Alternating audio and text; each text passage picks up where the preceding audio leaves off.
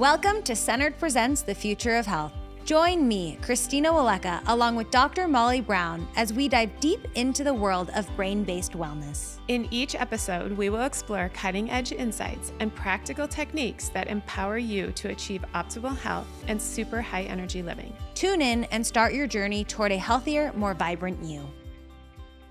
Welcome to our podcast. Centered Presents The Future of Health explores solution and results-based care. This podcast showcases the passionate journey of Dr. Noah Moos, who shares his journey from his own life perspective. His mother's autoimmune illness when he was 3 years old, being told she would not survive, personal sports injury, and a burning passion for doing his best work for others so that they can be their best. His fearless passion for solution-based care and health empowerment and delivering hope shines through in our podcast.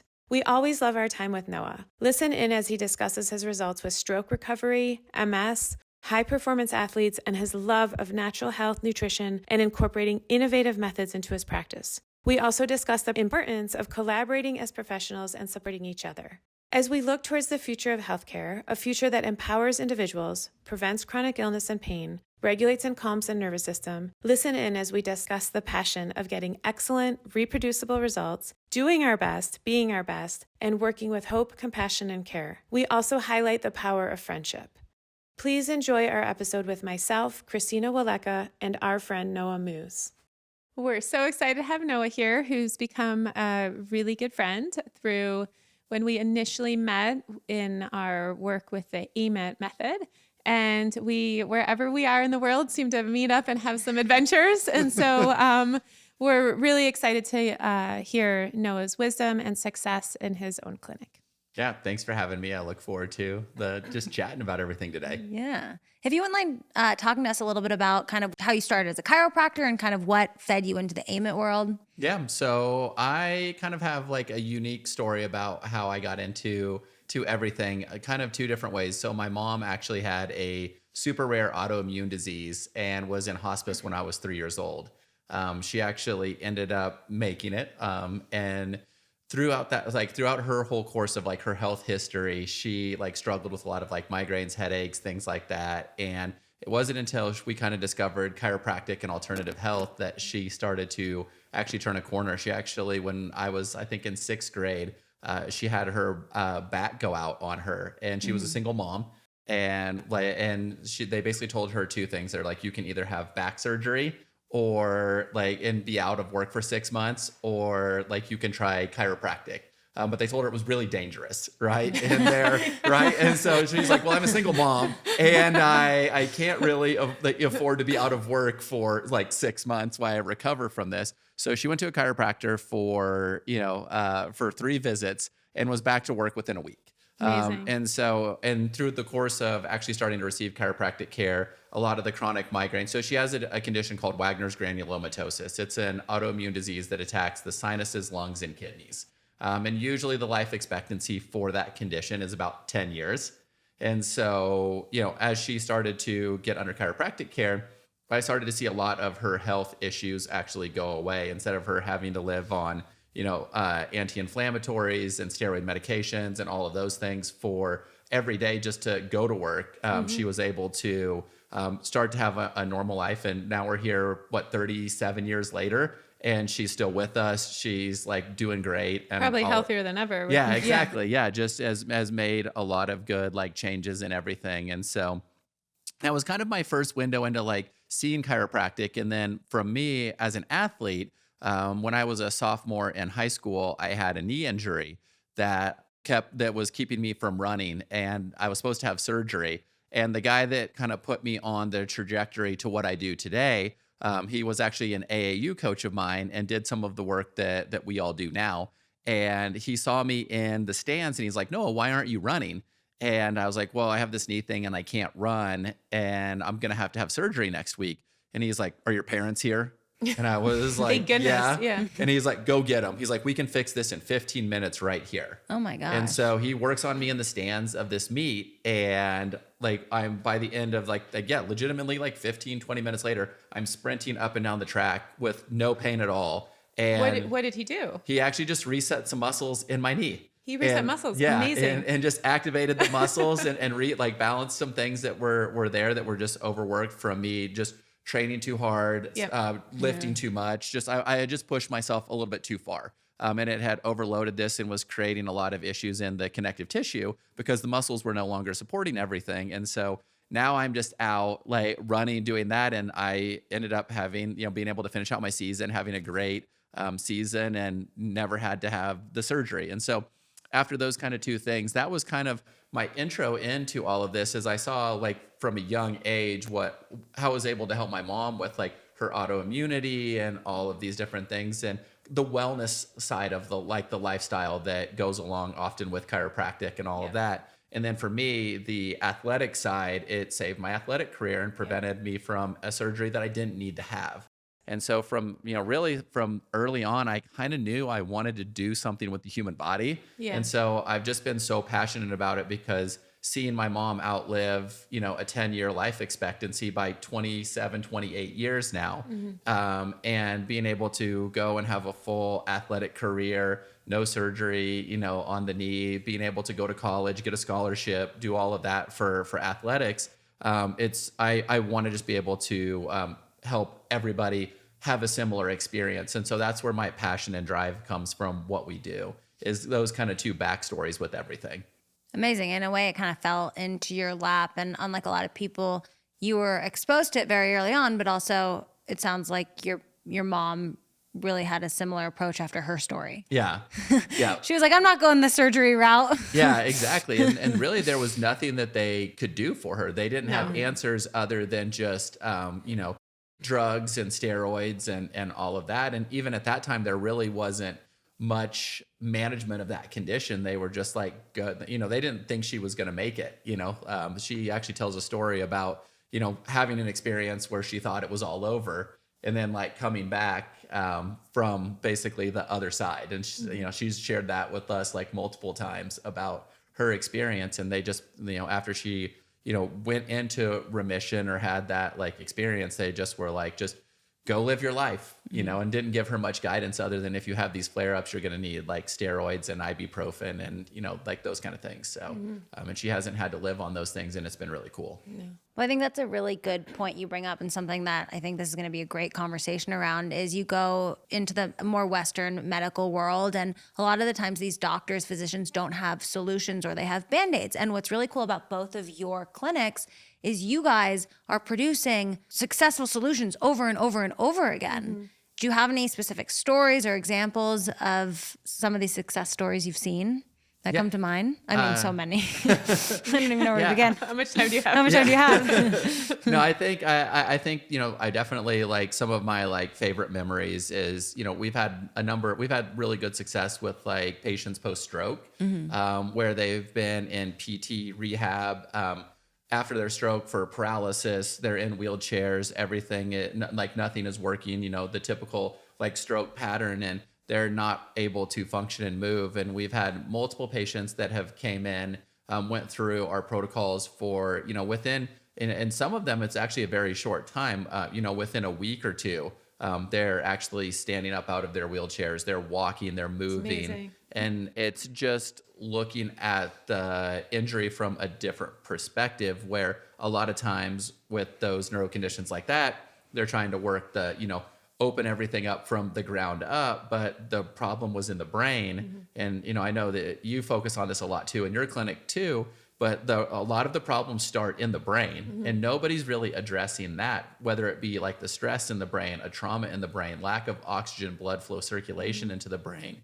If we can activate that, healing is super possible. So I think for me, a lot of, we deal with stroke, we deal with MS, we deal with, a lot of different things in our clinic. So I think some of like getting some of our stroke patients to walk, move, to where they're, no longer bound to a wheelchair, and now they're able to, get up and be ambulatory. They're able to walk, they're able to start to move. And I think that's really cool. Another one of my favorite stories is I had an MS patient that came to see us.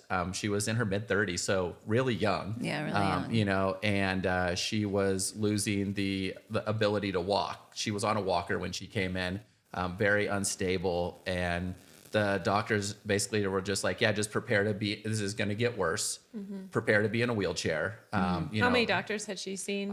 she had seen somewhere between 5 and 10 doctors, and they had been to New York, San Francisco, LA, Dallas, you know, everywhere that you could be. And so and all those doctors kind of gave her a similar protocol and similar diagnosis. They're just like, we're going to just manage the symptoms. We're going to try a couple things, but really we don't have an answer. And you should prepare to be like you should just prepare that this is going to get worse. Yeah. And you're going to eventually be bound to a wheelchair and all of that. And we did some simple testing. You know, we found out actually she was an undiagnosed celiac. She had some genetic things that made her not metabolize B12 and folate. She had a couple gut infections. And then she was like a very like high level person, and she was just under a ton of stress. And so it was like all those things together, we started to work on peeling those back layer by layer by layer. And then so we worked on like the inflammatory things, we worked on the brain things, but we also built her up from the ground up, where we started like reactivating muscles. We started turning things back on. We started to, work the brain down and the body up and sync everything together. And within 6 months, she if you see her today, you would never know that she had any deficits. I think the coolest part about the whole story is they told her she would never have any more kids. She has 2 more kids. She had 2, and so it's awesome to see like when you just take this kind of holistic approach to, and like I said, that was never an intention. Mine's like, hey, let's just remove this interference from the body, like balance the stress load in the brain, make sure we get the nutrients the body needs, get the bad things out, and just let the body do what it's naturally intended to do. And it's kind of amazing. Like, I always say, it's like, we don't offer any I was like, no diagnoses or cures or anything like that. I'm like, all we can do is remove interference from the body, whatever that may be, and then just let the body do what it's naturally intended to. And it's so cool to see what can happen. And so I think I love what I get to do every day, because you do get to see miracles every day when you just kind of focus on giving the body what it needs, removing interference, and letting it just do what it needs to do. What practices and modalities did you bring into a case like hers? So for me, I would say, we looked at, the neuromuscular activation. We did some AMET work. We did labs, like functional nutrition. We looked in at like gut health, kind of our full spectrum analysis of everything. So, we did some lasers on the brain to like find areas of like decreased blood flow circulation of the brain. The LiVO2, those kind of things like that. And, Vasper, a lot of those different things that kind of help bring that the reparative sense back into the body. Yeah. So, yeah. With a case like hers, obviously she was seeking out more and more solutions. And I think we talk a lot about your intuition, your personal intuition, maybe there is another alternative option, or that maybe you're not being given the right diagnosis. Was she someone who, when she came to you, kind of had an aha moment, or was just so overwhelmed by yes, you finally understand these symptoms I've been trying to explain to everyone for so long? Yeah, I think people, and I think people know that there's something going on. And a lot of these cases is they know there's something that something changed, something happened, and they're not getting that whole diagnosis that they're looking for it. And so I'm never I think medicine is great. I think there's a lot of good principles to it, but also there's a lot, they're in a narrow box, right? When you kind of need to spread out and look at all the entire picture. And so I think it can work really well together. And so I think she definitely didn't want to accept the diagnosis that she was going to be relegated to a wheelchair, right? For the rest of her life in this degenerative process. And she's like, there's got to be something missing. And I feel like that's probably something you experience, Molly, in your clinic, where these people come in and they know that just something's not quite right, but they know there's something that can be done. They just don't know what it is. And so I think as we just, with different modalities and a different lens, we can analyze different things and then, create solutions that maybe aren't don't exist yet, or that I don't say don't exist. Maybe they're yet, just starting to exist. It's just a different lens, and can be very complementary to anything that anybody's going through. Yeah, I agree. The human spirit is so resilient, right? They'll always look to heal. Yeah. And So for you too, I think that you are someone who's always looking for the best solution and the best work out there. And I feel like that is the level of work we want to put our attention to, right? Like the very best, most efficient solution so that people can go on and live their best life and affect people positively, just like, you from a young age experience with your chiropractor. Yeah. And I think, yeah, that's what it is. I feel very passionate about that it's like, I deal with some of the sickest people in the world and then some of the highest performing people in the world. And so I've got to have, for me, it's just personally, it's like, if these people are expecting the best from me, we have to go find the best for them. Right. And that is something that I've always been like very passionate. I want to learn the best techniques. Yep. That's always been my MO in practice is I hear somebody doing really cool things and I'm like, this person's getting great results. I'm like, let me go study with them. Let me learn their thought process. Let me learn how they're doing things. That's how we met. That's how we met. You know? That's why we love each other so Yeah, much. exactly. And it was just like, we both were like, hey, like, Dr. Bueller is getting fantastic results and he's gotten fantastic results for like 20 years. And I was like, let me go Reproducible. And like, let's go see key. what he's doing. And then it just became like a staple in what we do. And then I met you and you were telling me all about the neurofeedback and like brain work and the success that you were getting. And I was like, man, this is awesome. Like, let me go learn that. And so I kind of dove into like the neurofeedback and the QNRT stuff. And that has been super powerful. With getting people out of wheelchairs and walkers and all of that, I met Dr. George Gonzalez and, his wife was, she had a spinal cord injury and like had like paralysis and paresthesia. And he developed a technique to allow her to walk and function and have a baby and all of those things. And I was like, let me go study with him. And so I think that's what I get so fired up about it because I love it. So anytime people are doing really cool things, I just want to surround myself with people who are getting excellent results and just like have this mindset of like optimal health, wellness, performance, and all of that. So I think what's happening right now so strongly is that a lot of people are coming together, right, that are doing such good work and it's just feeding on itself and creating better and better solutions. And that's like particularly exciting for all of us. Yeah, it definitely is. I think that, there is a huge movement for like health and health empowerment right now and people understanding about like, a good, bad, and different. One thing that COVID showed a lot of people is that your overall health is like, you have to take your health to another level because when people were getting exposed to that and they were getting COVID and all of that, the people who were really struggling were they had underlying health issues. Right. And so it really brought to the forefront, I think, how important it is for us to be focusing on our health on a daily basis and looking for better ways to do things. Because, if we wanted to have a chance to be resilient to anything that may come our way, the healthier we are, the better chance we have of dealing with whatever is thrown at us. Yeah, that's a really good point. When the apocalypse happens, Exactly. the survivors. It's going to be the Twinkies, cockroaches, and us.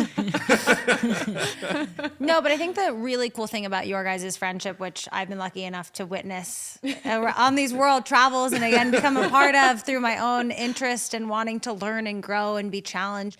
But the most beautiful relationships are ones where you're inspired and challenged and pushed to be a better version of yourself. And I love watching you guys, whether it's a case or just wanting to grow in your own practice, you guys do a lot of like consulting with each other. Like you lean on each other in a very healthy way, but just to make sure your clients are getting the best treatment possible, but you're also challenging each other to grow in that aspect and sharing solutions and sharing successes.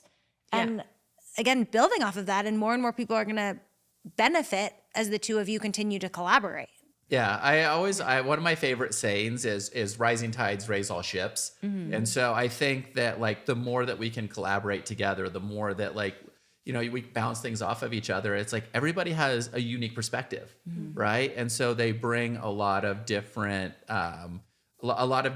ideas, energies, things like that. So the more ideas from really creative, intelligent, like seasoned practitioners that we can get together, we can learn different things, and that whole that raising that tide really does bring everybody along. And so I think that's what we really want to do is we want to share, like our stories and what we've like been able to like work with, because we have seen, we do get the worst of the worst. And, yeah, it's true. And the one thing I'm so grateful to have Noah for is like we work on each other, right? So like when you're working on so many people, you have to stay really healthy, right? So Yeah. I'm happy to have that. And also, yeah, I feel like when we started talking about some of the mutual work that we were doing and how we were both just getting such high level results, like I don't know what the typical success rate is for, you know, any type of health clinic, but I know that both Noah and I probably have a very, very high success rate. And so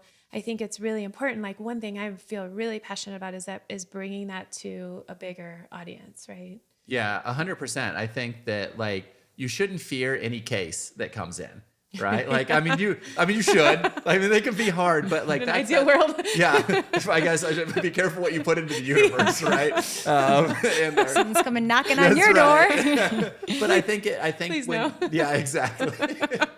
I just like, okay, hold on, we gotta put the words back in. No, but no, I think when you just systematically look at it from, you know, the way that we look at it, it's like you're not afraid Yeah. to take things on, and most of the case, and there's a lot of people who have just been, they've been, you know, basically just put out to pasture, right? Like they have no hope, right? A lot of the people no hope. Yeah. a lot of people who show up to like our clinics, like they've been everywhere. They've done everything. Exactly, yeah. They failed all the major, you know, medical institutions, and they're just looking for something. And so for me, it's like, I think when I have people like yourself that we can bounce things off of, that it's like, it becomes less scary and daunting when you get this like really crazy case with some crazy diagnosis that you really don't know all that much about, or it's a diagnosis that is very grim, you know, or doesn't have like a lot of like success anywhere.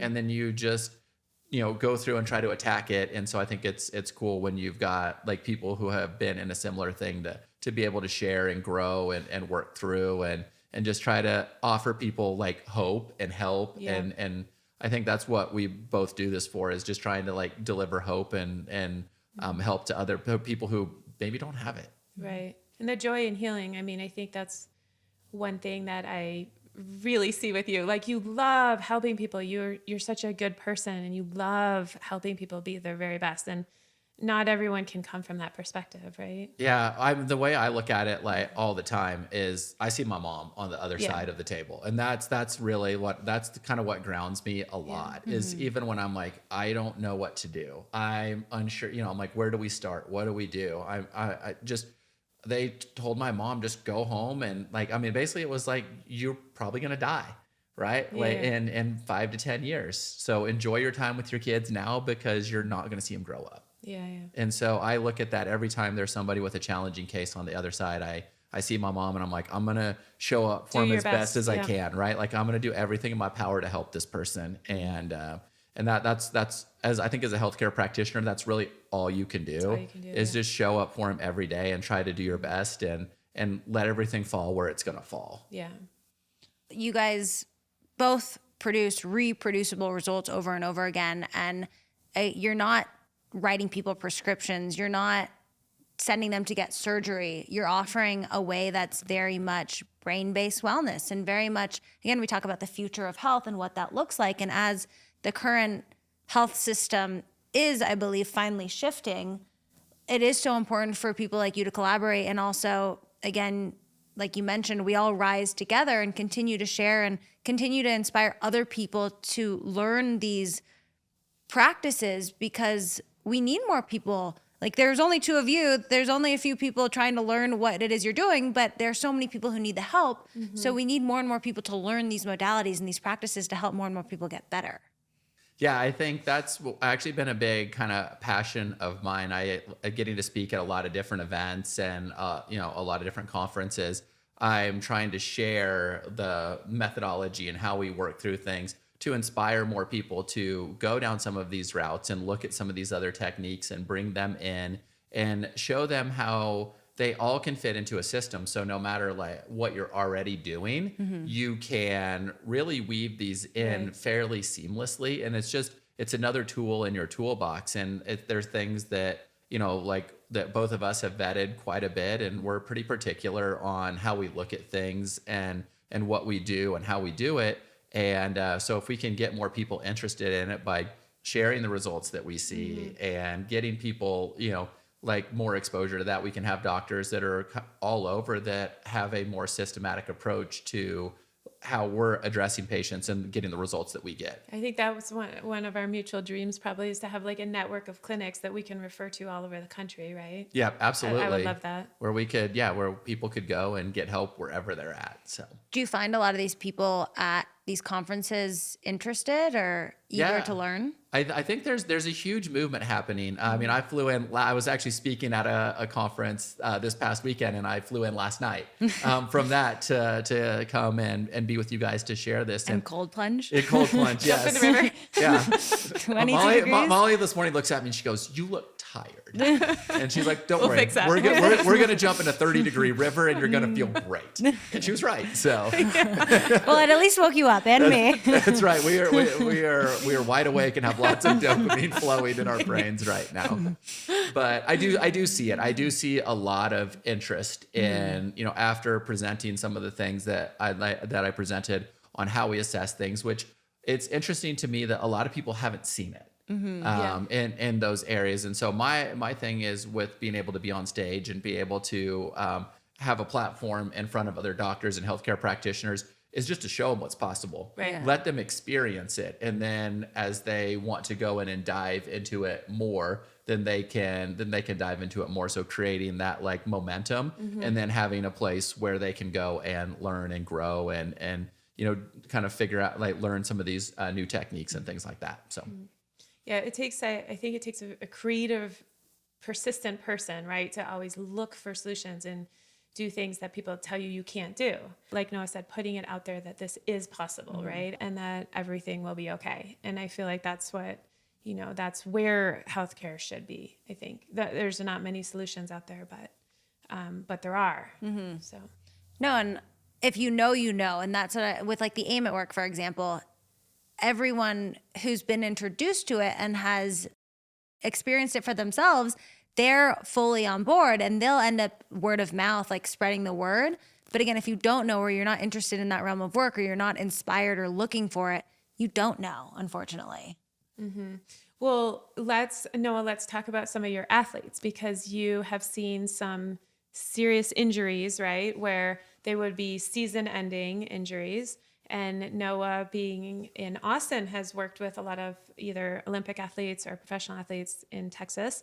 And so I think we can safely say that you've gotten results that no one would say would ever have been possible for those athletes, and a very high rate of success. It was, I think, 4 gold medalists in the U.S. 5? No, but 4 in the Olympics and 1 in the Paralympics. Yes. Yeah. I was Noah getting to was it. in Paris this summer. Yeah. Lucky him. So Noah had 4 Olympic gold medalists in track and field, 1 Paralympic gold medalist in track and field. And do you want to tell us about how you worked to bring a talented and disciplined athlete to an even the highest level of human performance? Gold level. In the world. Gold medal high. Yeah, I think one of the the way that I look at it with all of our professional athletes, right, is they are incredibly gifted to start with, right, and at that level, everybody is good. So you've got to look at trying to remove like all of the interference and all the anchors, right? So every little thing matters. So for me, that's what actually drew me into some of the AIM at Work, right? Is because I was doing some muscle testing work and techniques. And there you could test about 60 to 70 muscles, right? Like in different ways and all. And then when I had kind of heard, they're like, oh yeah, there's this other way of testing. And it's, now you can test 400 different divisions of the muscles, right? That's quite a bit, right? I've got to learn it. And so when I can, take a quad, for example, that's the quad is 4 muscles. We call it the tridecaceps because it's 13 muscles. We actually have 13 quads. 13 different divisions of the quad. So when you can isolate out and be very specific about that, and those things matter at an Olympic level. I mean, the separation, it's hundredths of a second. Totally. Right. And it's centimeters Like it matters. It matters. And so being able to look at these things. And so for all of our athletes, we look at it from, we look at the muscles, we look at the brain, we look at the nervous system, we look at their blood chemistry, we look at stool analysis, we look at urine, saliva, we look at everything, because I don't want to leave anything untouched, right? Because if we can remove anything that is holding them back, basically we want them to be able to express their ultimate human potential. And the way that I work with my Olympians is the same way I work with everybody who shows up in my clinic, is same thing as a chronic illness. We just have to start taking off all those anchors that are holding them back from healing. And then, I think a lot of people think, oh, these athletes, they do all these things great and they're very in tune with their bodies. Most of them are they're just running it Advil, like machines. and they're just pushing it. And when we can start to show them healthier ways to fuel, healthier ways to recover, getting their body, and I think that's one of the experiences that most athletes have when they work with me for the first time, is I call it being in neutral. Is I have this basically from a neuromuscular evaluation, and it's where I want everybody to be when they go to compete. I want them to be in neutral. Right. And most people have never experienced being in neutral, and it feels so foreign, so good, and it just becomes... You mean their nervous system? Their nervous system, just being in this, it's, not too high, not just like the Goldilocks, right? Yeah. Not too hot, not too cold, just right. And then they're just calm and balanced. Everything is firing like it's supposed to, so they can execute their race at optimal levels. And so a lot of buildup goes into that point, but getting them to neutral and trying to just clear out as much of the little things, when you can look at, 13 divisions of the quad, you can really isolate that out, and you can find those little things that, if it's a hurdler, right? That's brings the leg through just a little bit better. If it's a jumper, they can get into positions that they can't get into and that they haven't been able to before. Or when they land, they're more resilient. So, I mean, if you've ever seen a long jumper land in a pit, it is a violent sport, right? It is aggressive. And if they can resist that force better, there's less chance of injury, those kind of things. And so really being able to prime the nervous system. I think I can use Hunter as an example. When he changed his blades, right? It had an effect on his nervous system, and we had to reset some things in his brain when he got his new blades so his body could integrate them and use them better and function better. So being able to make sure that your body can move and balance like it's supposed to is super important. So it's all these little things that in the Olympian, most of them have no idea that this exists. And just to clarify, Hunter is your Paralympic athlete. Yeah, Hunter Woodall. Blades. Yeah.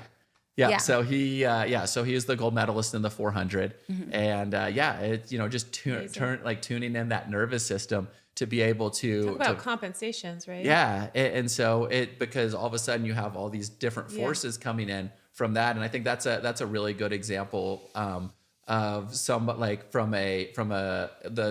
the able-bodied people have the same thing, but the forces from those blades are, they're super physiologic compared to what you could produce naturally. And so that's really interesting. there's all these different forces you have to be able to absorb. So getting the body and nervous system tuned into stuff like that becomes super important. And so it's just getting the nervous system primed to handle those kind of things is important. So I think as you work through a lot of these different things, it can be really huge. So, I mean, a complete game changer. And it's interesting that you say that a lot of Olympians don't know about the work, but because I feel like some people do know about the work, but they still don't want it. It's the athletes that really are looking for that edge, right? They want to give themselves every edge, and those are the ones that probably find you and get this work and can really propel themselves to the next level. Yeah. And I think that when you're at that level, right, it's you try to people a lot of times will stay with their status quo because they feel comfortable in there. But then as soon as most people try something different, they're like, oh, that was different. I've had multiple athletes that, and usually something has to break down before somebody winds up with me is usually what it is. And everybody that I have on my roster right now most of them have had something that has been significantly holding them back, Yeah. where the standard of care Right. wasn't able to help them. No solution. And then they Yeah. come into us, and then they realize the power of what we're able to do. And then all of a sudden they're like, as one of my athletes told me, her dad told me, they're like, you're with her for life, right? Yeah. Like you've ruined her for everybody else. They're like, she can't see another practitioner. Yeah, yeah. And so, yeah. I mean, also to that point though, I feel like the work, especially the work with some of the machines, it's not necessarily habit forming or you addictive or you need it all the time, because I think once you get some of the brain-based work on and the neuromuscular work and the cellular regeneration, you just keep getting better and better. Molly, can you talk a little bit about when you refer to machines? What machines are you using? Well, the machine, like Noah has a clinic with a lot of, we have some of the same machines too, but the machines like the Vasper and the saunas or the infrared or, all the machines that sort of regenerate your cellular function. Mm-hmm. And so when you bring that on and you've activated the brain and then you've activated the neuromuscular system, I feel like the potential is unlimited for the healing that can happen right now. Yeah, I kind of call it the Quadrants of Health. Yeah. That's kind of how I've summed it up to make it a little bit like simpler. So you have like basically 4 quadrants that you need to address. You have your structural health. Mm-hmm. So your muscles, bones, ligaments, nerves, tendons, everything like structurally, your brain, that whole area. You have chemical health, deficiencies, toxicities, allergies, mm-hmm. right? And infections, things like that could be either not allowing you to make energy mm-hmm. or steal energy from your body. And then you have the emotional stress side of it, right? Like, mm-hmm. so you can look at neurofeedback, like brain balancing, all the stress that we deal on a day-to-day life that our nervous system isn't able to compensate for, mm-hmm. That can overload everything. And then you have the mitochondrial energetic effect. And mm-hmm. that's where a lot of the technology comes in. And the way I simplify it is like your vitamins, minerals, nutrition, like all that is like the long, slow process. It's the fuel for the body. It's getting you what you need. It's all of that. But the technology and the machines, they're basically inputting. It's like a physics equation. Mm-hmm. It's protons, photons, and electrons, right? Mm-hmm. Which is the base of how we actually make energy. We break down food and we turn it into electrons. We break down like certain nutrients are required to make these happen. But if we can take things like PMF and infrared and red light and laser, and we can put that into the body, our body can actually absorb those things and use it for energy. So we can actually target energy into tissues that need to heal and speed up and enhance that healing process. And then oxygen is always just the catalyst for that, right? Mm-hmm. It's what makes the electron transport chain and the aerobic metabolism run. So if we have things like the live O2, if we have things like hyperbaric, if we have things like nano V and hydrogen and those things that can increase that efficiency and the fuels for that electron transport chain to make energy and make repair, you can enhance recovery from injuries like 10x. Mm-hmm. And we've seen that before. We get a diagnosis. I think back to probably 6-7 years ago, I had a football player that took a helmet in the knee and fractured his tibia, tore every single ligament in his knee. And they basically told him, you're going to be out for 6 months. And the kid was actually one of the top defensive players in Texas, mm-hmm. and was looking at D1 football scholarships, all of that. And he was very concerned that it was going to affect his recruiting. And so we went through and we, got him the raw materials. We started activating muscles. After his surgeries, we started, turning everything back on. And then we had him doing, microcurrent, laser, hyperbaric, oxygen therapies, all these different things to put energy in the body. And this was I believe it was like September, October. So sometime like mid football season, he was back playing basketball by February. Mm-hmm. Like he was on the court playing after like tearing every ligament and fracturing like a leg. Yeah. And the doctor just kept saying, we've never seen anything like this. Mm-hmm. We've never seen anything like this. No, it's like, well, I have. Yeah. And it was, really? Yeah. I was like, really? This is pretty normal, like around here. You're a doctor? Yeah. And so it's things like that again, people don't know is possible. And then the kid ended up going on, getting a football scholarship, played in college. And, it was like it was awesome, right? Like Yeah. it was cool. And so I think that there is so much that can be done, and I think that one piece of it, the energetics and putting energy back in the body. So when the body's in this like rapid rate of recovery, it has, you know, both from like the nutritional fueling side, but then also from the energetic side, you have both coming in, and it can just be incredibly successful. Yeah, there's no better compliment than you have really nice tissues. Yeah. Your tissues are so fluid. Yeah. Right? Is Yeah. that- So when Noah got back from the Olympics, he went to go work on another injured football player, and I picked him up at the airport, and I waited in the family waiting area with my shockwave device, and we went and worked on an injured football player who had torn his plantar fascia, and I think was back in play in 4 weeks, right now. Yeah. And so, and normally something like that is usually in like 8 to 10 week injury Or season. Yeah, in there. And so it's cool to see what you can do. And I think that, you know, we never really like set an expectation. We're just like, hey, let's get the body as healthy as possible, give it what it needs, and just see how quickly we can get things back. So Yeah. And at the same time, my own son fractured a bone in his foot, and he was completely out of pain in about 5 to 7 days and back playing sports within 4 weeks as well. Well, I know you both have endless stories about, you talk about career-ending injuries, or you talking about like getting surgery, and then how long's the recovery process going to take, and so many stories about people coming in, you don't do the surgery, they are back on the field, back on the court, whatever it may be, sooner than anyone could have ever even imagined. And it's, again, miracles. Like, people just don't believe it, but you guys see it every single day. Mm-hmm.